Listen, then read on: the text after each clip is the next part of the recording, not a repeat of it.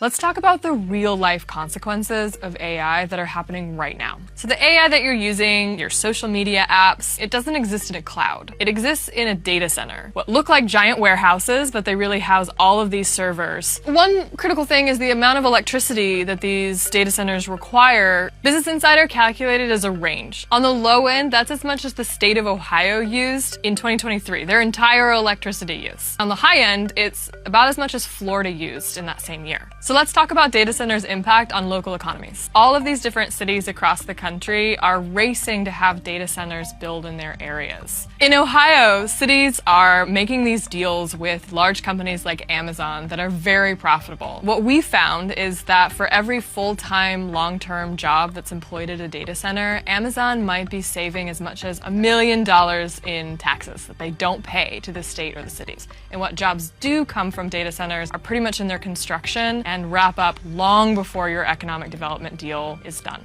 And data centers are also contributing in major ways to air and water pollution. Because of data centers skyrocketing electricity demand, a lot of utilities are starting to say, we can't meet this demand without relying more and more on fossil fuels. So this is causing more and more air pollution. The power generation for these data centers could contribute $5.7 to $9.2 billion of annual public health costs, in numbers of hundreds of thousands of additional asthma cases that can be wheezing, tightness of the chest, difficulty breathing, and can be hundreds of additional deaths each year. And what is it like living next to these giant data centers? So these residents are living right next to these industrial facilities that are running 24/7, and they're making this really ominous drone noise.